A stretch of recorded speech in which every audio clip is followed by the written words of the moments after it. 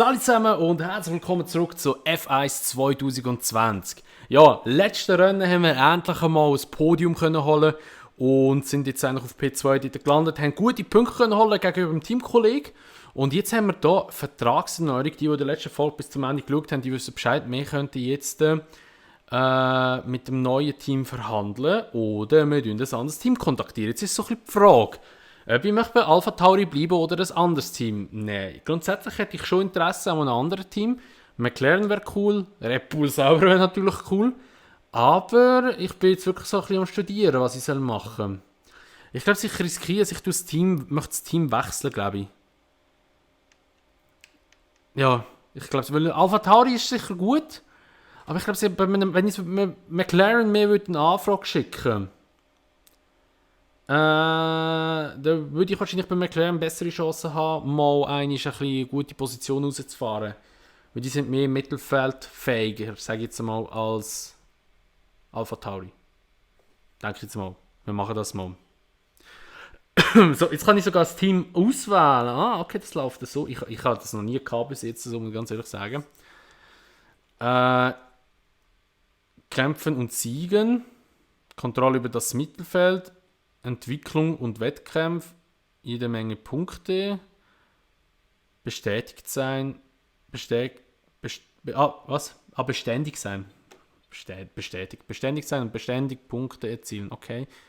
Kampf um Spitzenplätze, Jagd auf Podiumsplätze, Kampf um den Meistertitel, genau, das Feld anführen, okay. Ich glaube, sogar zum McLaren. Ich glaube, McLaren wäre schon noch cool, weil wenn wir jetzt eben dort so schauen, McLaren ist dann nur ein bisschen vor uns. Oder soll ich gerade Red Bull anfragen? Aber bei Red Bull ist einfach das Problem, wenn wir es nicht versauen, schmeißen die uns im hohen Bogen gerade wieder raus. Da haben wir ich glaube, für das sind wir noch ein bisschen schwach, glaube ich. Oder haben wir noch nicht so gute Fahreranerkennung. Und ich glaube, das wäre für uns ein zu weiter Sprung. Da würde ich sagen, wir gehen mal zu McLaren. Oder wir checken mal eine Anfrage checken.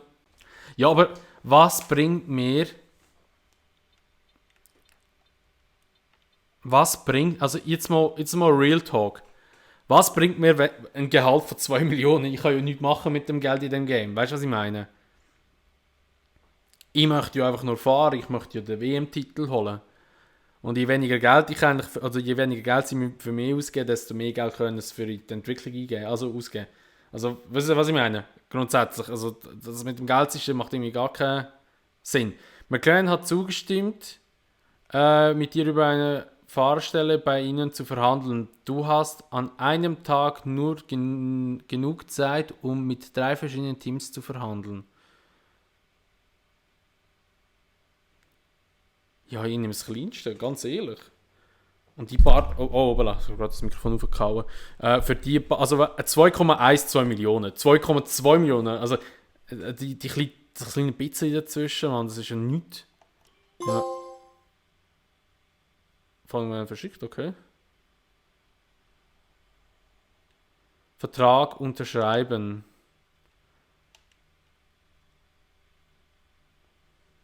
Okay. Die aus der Frage haben einen Vertrag mit McLaren für die nächsten 11 Rennwochenenden ausgehandelt. Geil! Sind wir jetzt gerade McLaren-Fahrer oder was? Ah, Bonusfonds. Kann für diese Boni verwendet werden. Ah, okay. Das habe ich nicht gewusst. Okay, Social Media. Okay, da kannst du Fahreranerkennung wird um 10% erhöht. Motorabnutzung wird um 10% reduziert. Interviewantworten. Ressourcenpunkteinkommen werden um 10% erhöht. Okay. Ich glaube, sie nehmen das, weil das ist eben noch spannend, weil da könnte ja immer also gibt es ein bisschen mehr Ressourcenpunkte. Also das ist nicht mal so schlecht, he? Nicht genug Geld. Okay, aber da ist das Geld gut. Also der Bonus einmal. Also jetzt sind wir McLaren fahren. Geil. Wer haben wir jetzt abgelöst? Der Norris oder der... Wir sind in der Zeit für Vertragsverhandlungen, also überleg dir, ob du hier bleiben willst. Wir können versuchen, hier einen besseren Vertrag auszuhandeln oder uns bei anderen Teams umsehen. Okay. Haben wir jetzt den Norris abgelöst oder haben wir den Sainz abgelöst?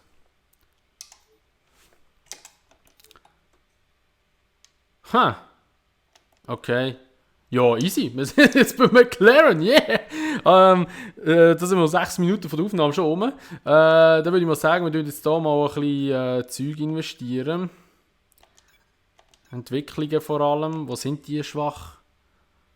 Wenn ich du wäre, würde ich so. Okay, Aerodynamik, da sind sie jetzt so wahnsinnig stark. Aber das sind sie schon auch ein bisschen am entwickeln. Wir machen aber auch nochmal zusätzlich etwas. Ja, let's go, Alter. Geil, fühle ich. Okay, von Dings, die sind recht strapazierfähig, sage ich jetzt mal.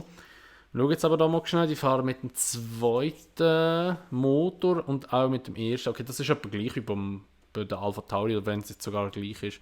Da tun wir jetzt mal alles ändern. Und der Turbolader auch noch. So, dann haben wir jetzt hier eigentlich wieder einen sehr guten Motor, also stark eigentlich das Getriebe. Wie sieht das aus? Können wir rein theoretisch auch wechseln. 11 von 6 Rennen fahren wir schon mit dem. Geht das eine Strafe? Ich glaube es nicht, wir können ja eigentlich wechseln, oder? Es gibt keine Strafe. Okay, ja, das machen wir mal. Da haben wir eigentlich komplett neuen Motor, oder fast neuen Motor und auch ein neues Getriebe noch drin. So, let's go! Ab nach Großbritannien. Oh, ein Einladungsevent kommt auch noch. Eieiei, das habe ich gar nicht mitbekommen. Ah, okay, dann bevor wir nach Dings gehen, Großbritannien, gehen wir jetzt an ein Einladungsrennen auf Japan. Mit einem alten McLaren gehen wir dort fahren. Richtig geil. Let's go. Mal schauen, was wir machen. Also, Time Attack. Beende das Rennen in unter 2 Minuten 25, fahre gegen die Uhr und beende die vorgegebenen Rundenzahl, ehe die Zeit abläuft. Okay. Wir fahren mit dem McLaren von 1988, das ist glaube ich ein Senna sein Auto, wenn es mich nicht täuscht. Und fahren aber nur die Kleinstrecke von Japan und 3 Runden. Ja, let's go. Anerkennung wird recht aufgeben. Hoffentlich kann ich mit dem Klapp fahren, aber ich denke, das sollte schon irgendwie gehen. Alter, die verdammte Reifen, die der hat, Mann. Wow. Okay, fühlt sich schon ein bisschen anders an.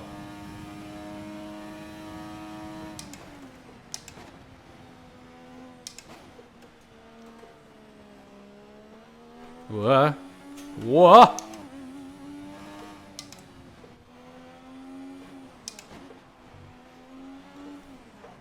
Wow.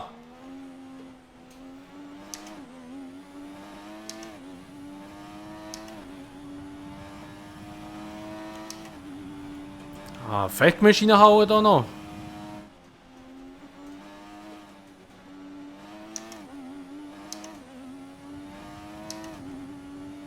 So, letzte Runde noch. Hoffentlich lenkt das von der Zeit her. Könnte glaube so knapp werden, hä?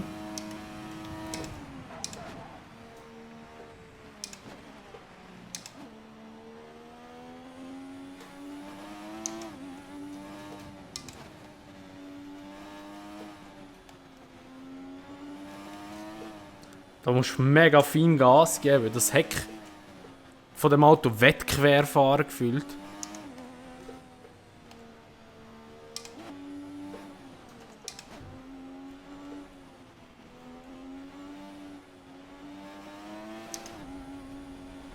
Hoppla. So, perfekt, haben wir geschafft. So, und dann gibt es also auch noch ein bisschen Fahreranerkennung. Das können wir brauchen, dass wir auch wieder ein bisschen vom Rang aufsteigen und dass wir auch wieder ein bisschen mehr Sachen können freischalten können.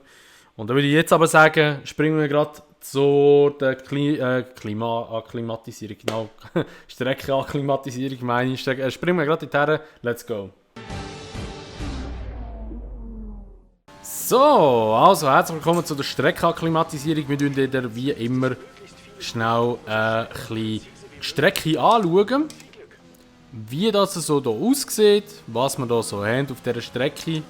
Ja, es ist nicht noch ein neues Auto, wir sind jetzt eben, wie gesagt, bei McLaren unter Vertrag. Und ja, ich muss jetzt mich natürlich auch wieder zwischen das Auto gewöhnen, weil die haben natürlich ein bisschen andere Updates dran als wir an unserem Auto. Und wir starten jetzt mal drin. Wir haben jetzt hier eigentlich mal sehr eine schnelle Kurve, weil ich einfach zu langsam gefahren bin.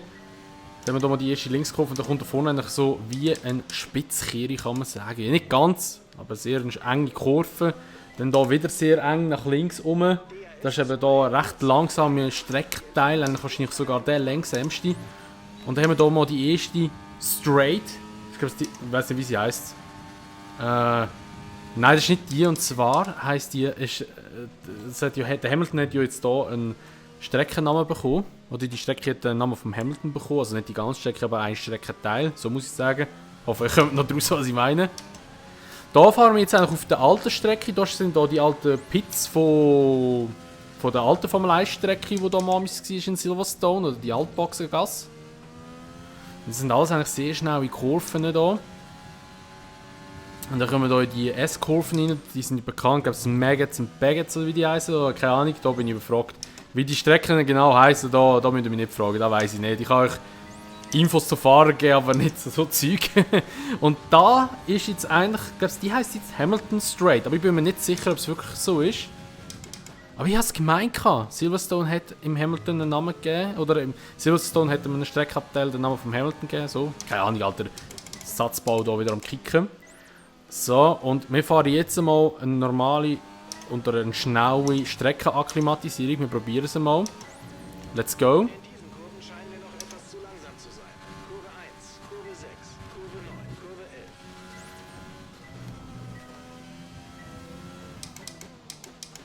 Da müssen wir recht umrupfen. Hey.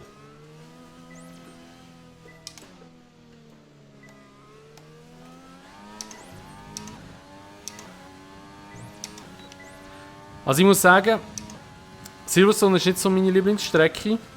Fahre ich eigentlich nicht so oft und auch nicht so gern. Oh, shit, Alter, okay. Aber sie gehört natürlich auch dazu und ist natürlich auch eine mega Traditionsstrecke. Viele finden sie aber richtig geil. Ich habe mich noch nie anfreunden mit dieser Strecke, bin ich ganz ehrlich. Weder der alte Kurs noch der neue jetzt da.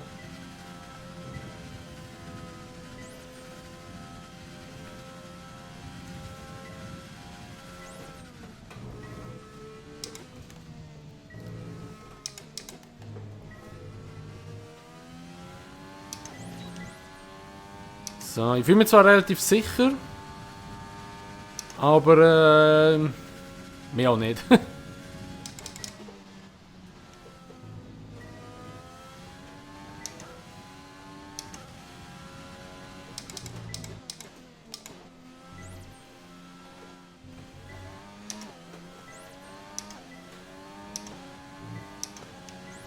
So, dann haben wir da schon mal grün geholt, meine ich.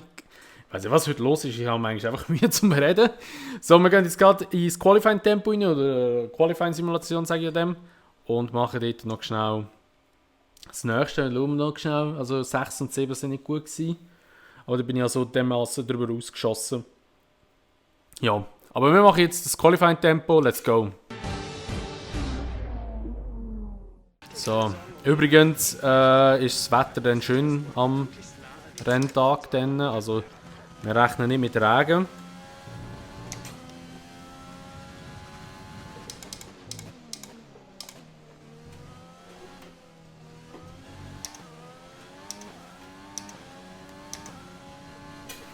Oh, jetzt bin ich mehr driftet um die Kurve.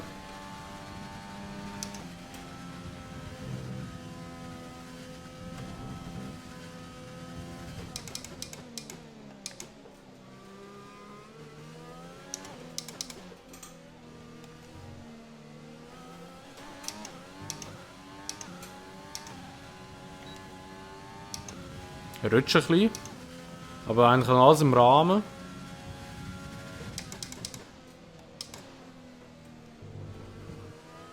Aber die Kurve habe ich recht geschnitten.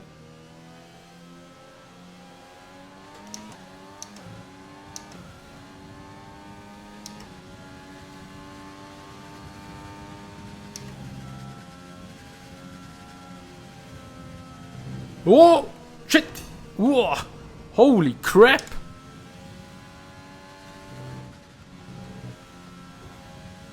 Okay, ich glaube, ich muss das Gas manchmal ein bisschen lüpfen. Zum Glück hat er einen mega Vorsprung gehabt. Darum hat es jetzt zeittechnisch nicht so viel ausgemacht, aber ich habe mich in der Bande gesehen, ganz ehrlich. Ich darf einfach auf dem Curb nicht zu viel Gas geben. Das ist eben noch ein Fehler, den ich sehr oft mache. Dass ich auf dem Curb einfach zu fest Gas gebe.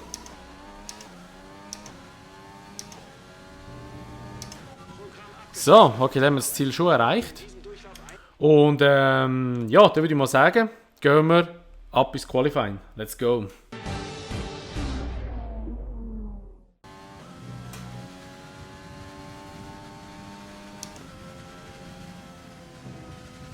Wow, okay.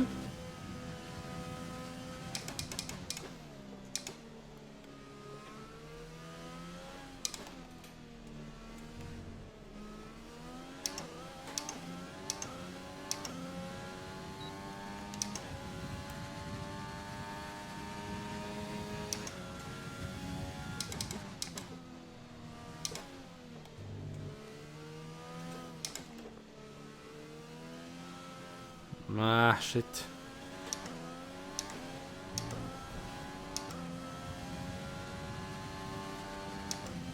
Jetzt muss ich wieder aufpassen da vorne. Nicht, dass ich da wieder abfliege.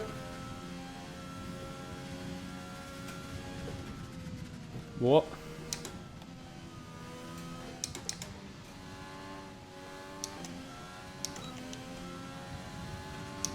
Aber der McLaren der ist schnell. Er fühlt sich viel schneller als der Alpha Tauri. Wow. Snap aus dir. Oh shit, und da habe ich mich vertan. Ah, ich weiß nicht, was für eine Positionierung das gegeben hat. P6, okay. Ich glaube, für McLaren noch voll im Rahmen und auch machbar. Und ich denke, da werden wir auch wahrscheinlich noch einen guten Vorsprung können machen gegen Führer. Haben wir da Vettel auf 3 mit Ferrari. Nicht schlecht. So, also herzlich willkommen bei der Startaufstellung. Bevor wir loslegen, schauen wir wieder natürlich in die Rennstrategie rein. Und wir starten mit den Softs und gehen dann bei Runde 7 auf Mediums. Ich denke, macht das Sinn.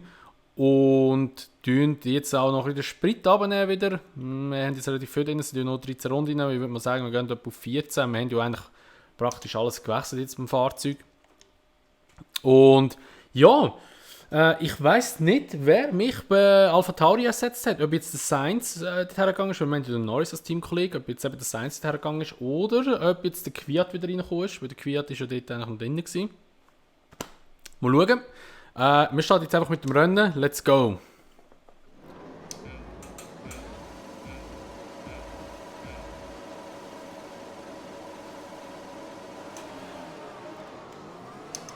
Oh, mega guter Start gehabt.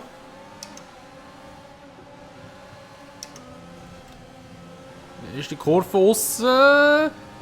Hä? Wieso ist mein linker Spoiler jetzt weggeflogen? What the fuck?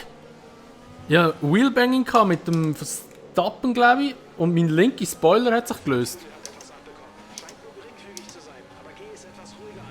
Okay, geringfügig.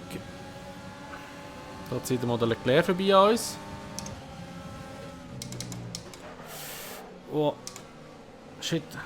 Ist der Verstappen wieder, hä?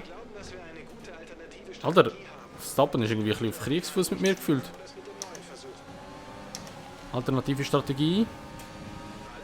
Nein, oh nein, fuck. Ja, weil oh nein, nein, nein. Hola. Shit, nein, nein, nein, nein, nein. Boxenstopp. Muss ich schon kurz konzentrieren auf die Strecke. Ah, shit. Ich werde auf die Härtereifen. Jetzt, okay. Die harten Reifen drin. Let's go. Wir machen jetzt zu den Stoppfahren einfach nachher einen Long Run. Und dann schauen wir mal, wo wir noch rauskommen. Wahrscheinlich jetzt das letzte, aber ich hoffe, es gibt kein Safety Car. Oh, wer ist das? Verstappen? Ja. Ich glaube, das Sainz ist zu Alpha Tauri. Ich glaube, das Sainz vorher noch gelesen, aber bin mir nicht sicher. Okay, da können wir die Härten schleppen drauf. Come on, come on, come on, come on, come on, come on. Die sind schneller als wir. Los, raus mit dir. Wir müssen an der Oh nein, die sind langsamer. Holy shit, okay. Okay, Motor sieht alles gut aus. Ah, der Elben fährt auf Mediums. Ja, wir fahren jetzt auf Herd. Ich weiß nicht, ob das schlau war. Ich hoffe mal. Ich weiß es nicht, aber ich habe das Gefühl, mit den Mediums bin ich besser dran. Weil ich weiß nicht, ich habe einfach das Gefühl, ich bin besser dran mit denen. Aber ich habe mir auch schon mal selber eine Fehlentscheidung gegeben. Ah, zum Glück habe ich das noch gemerkt.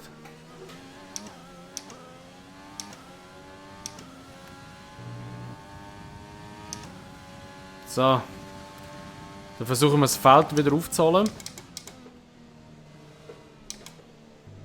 Das sollte eigentlich mit dem McLaren nicht so ein Problem sein. Also haben wir die hinteren. Aber jetzt sind mir meine weißen Schlepper warm geworden. Ein bisschen hier. Wow. Wow.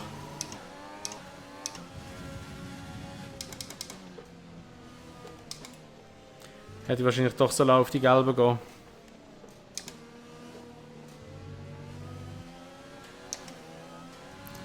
Die weißen Reifen sind scheiße, die rutschen rum.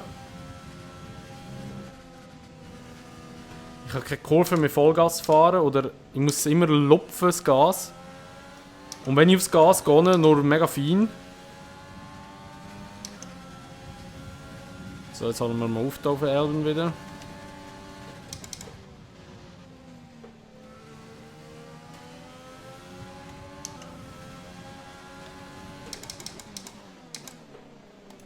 Mach Platz, Junge!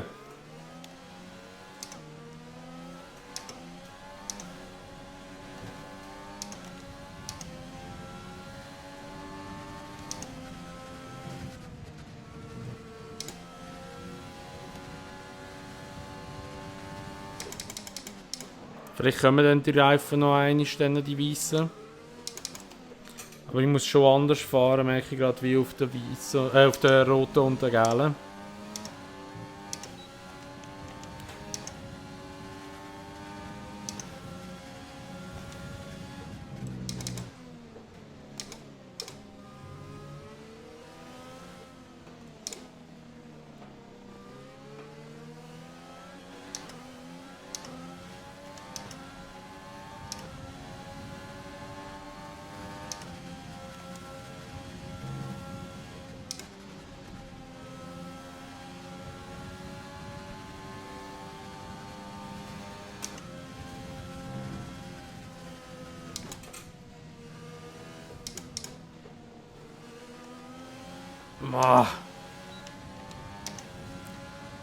Ich kann einfach durch die schnelle S-Kurve kann ich nicht schnell fahren.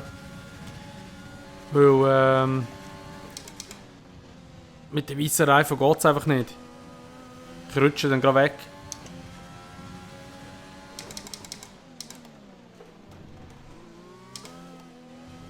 Da haben wir ihn. Klasse Manöver. Bei dir sieht das so einfach aus. Okay. Und langsam sollte eigentlich die andere jetzt mal in die Box gehen.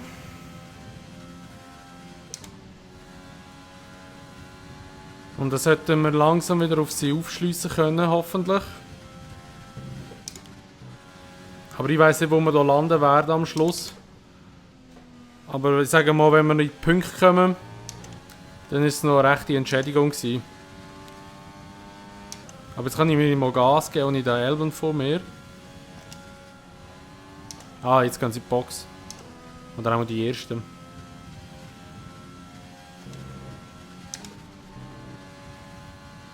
Ne, Teamkollege in der Box. Lando kommt an die Box. Lando an der Box.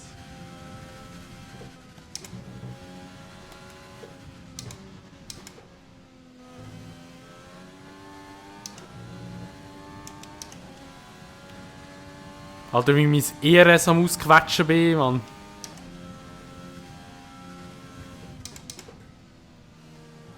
Wo sind wir jetzt? P15, hä? Ich glaube, jetzt ist vielleicht nicht schlecht, dass wir auf Herd gegangen sind. Wir sind vielleicht langsamer als die anderen. Aber können unsere Position vielleicht verteidigen.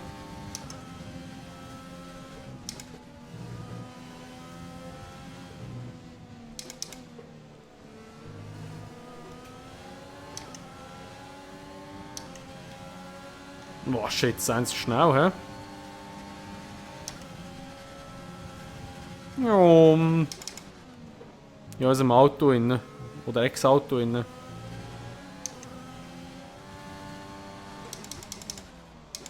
Ich komme gar nicht je nach die Gang aufgefühlt. So, P13.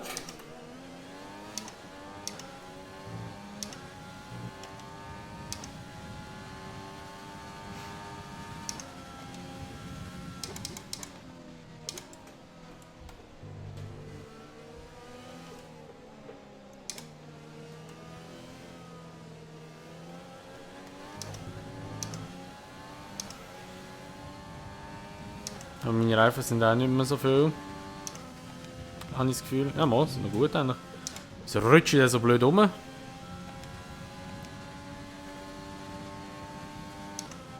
Runden kommen wir mit dem Benzin noch aus. Ein paar Infos zu Ocon. Er hat ein paar Probleme mit seinem Auto und wird deshalb langsamer. Wer ist langsam geworden? Sind wir mitbekommen? Scheiße, okay. Irgendjemand, Ocon, glaube ich.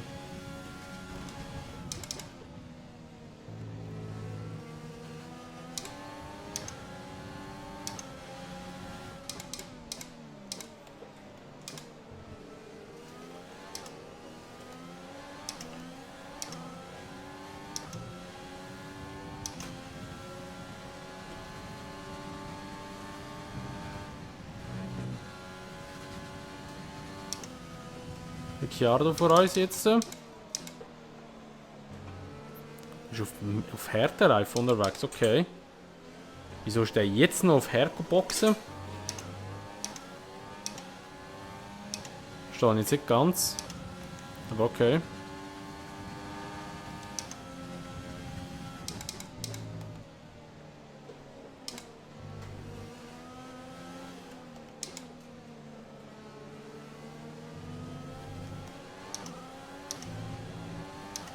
P11 sind wir.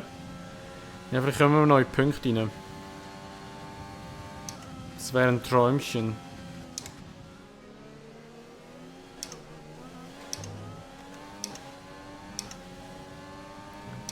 Ricciardo vor uns.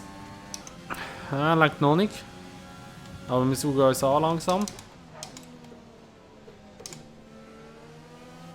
Wow, shit, jetzt bin ich weit draussen. Kann jetzt aber reinstechen. Früh aufs Gas. RS. Ah! Jetzt sind in den Punkten drin, schon mal eine Brütbox oder so. Ich bin so konzentriert, halt den Überblick komplett verloren momentan.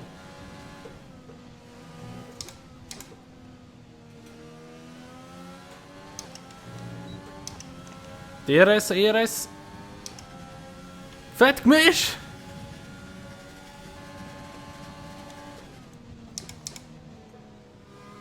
Machst du wie draussen?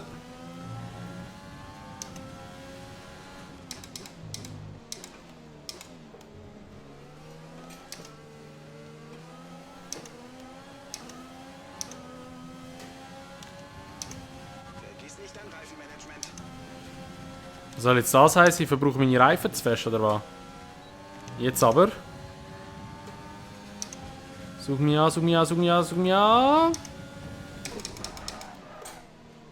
Oh, ich habe es berührt. Oder nicht?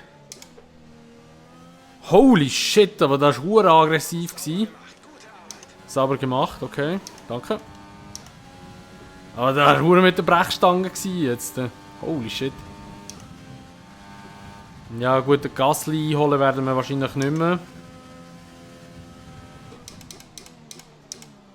Der ist zu weit vorne, glaube ich. Ja, am Anfang haben wir es ein bisschen vertan mit der Kollision von Verstappen. Komischerweise ist aber der linke Spoiler gebrochen und nicht der rechte, wo ich eigentlich den Aufschlag hatte. Aber ich glaube, das ist wahrscheinlich mehr ein Bug vom Game. Oder, ja, keine Ahnung, wie es sonst sein Bald wieder am Planziel angelangt. Und, ja, sonst eigentlich recht gute Aufhaltejagd gewesen mit den Härtereifen. Es war zwar ein bisschen ein Kampf gewesen. Ich glaube, es mit der normalen wäre es auch gegangen mit den Middles. Ja, aber was wollen wir machen? Ich denke, vielleicht ist es ein bisschen schleuer. Aber ich habe nicht damit gerechnet, dass ich so rumrutsche und so zu kämpfen habe. Aber ich glaube, für das erste Rennen nicht schlecht. Wir sind zwar eben ein bisschen runtergedroppt. Von P6 auf P9. Aber ich denke, für das, dass wir eben eigentlich so einen Zusammenschluss können am Anfang, würde ich mal sagen, ist das eigentlich in Ordnung, dass wir jetzt so halt gleich noch Punkte geholt haben. Und mein Norris ist auf P7, der hat auch noch etwas geholt. Also von dem her ganz okay, denke ich. Hätte ich aber natürlich besser laufen, ganz klar.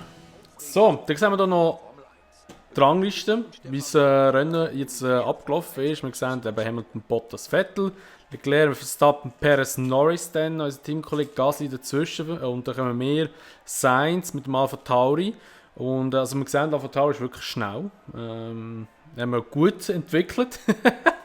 Albon enttäuschend auf 11, aber der ist natürlich halt auch, ja, der hat, ich weiss zwar nicht, was mit dem, haben wir mit dem Kollision gehabt, oder haben wir, ich habe gemeint, mit dem Verstappen haben wir es gehabt, ich bin mir jetzt gar nicht sicher.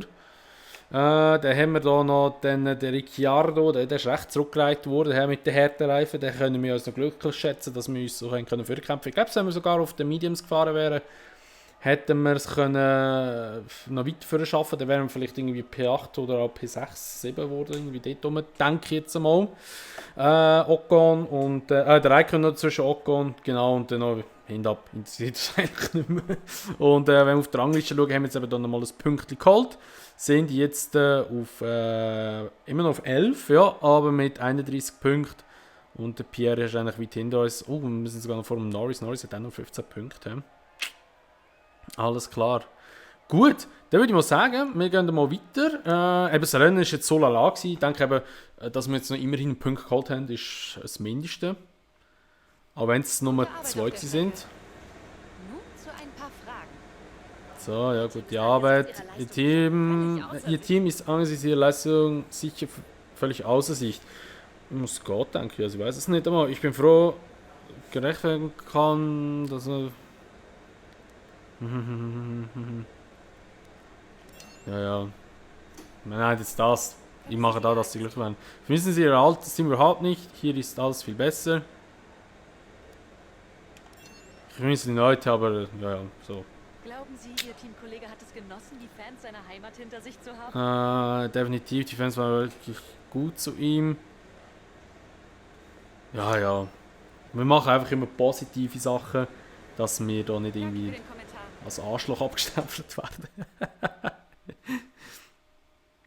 So, und dann will man sagen, wäre es das, glaube ich, wahrscheinlich so wie gewesen. Da sehen wir jetzt einfach, wir haben hier nochmal 3 Punkte geholt. Wir sind hier auch wieder eine Stufe höher, mittlerweile schon Fahreranerkennung auf Stufe 7. Ich weiß nicht, was ist das höchste unendlich. Keine Ahnung. Aber das ist schon mal gut, dass wir da auch wieder ein bisschen aufgekommen sind. Das nächste Rennen ist dann in Ungarn. Sehr gute Strecke, sehr eng, auch sehr schnell. Bin ich auch schon ein paar Mal gefahren, aber etwa so wie Silverstone müsste ich es einschätzen. Und ja, dann würde ich mal sagen, was das war mit der Folge von F1 2020. Wenn es euch gefallen hat, würde ich mich natürlich immer über eine Bewertung freuen, so wie ihr es auch, wenn ihr es gemacht habt, und wenn ihr das Video teilen. Und ja, dann sehen wir uns dann im nächsten Rennen wieder in Ungarn. Nachher kommt Belgien, meine Lieblingsstrecke. Und ja, bis dann sagen wir, macht's gut. Schönes Tag noch und ciao.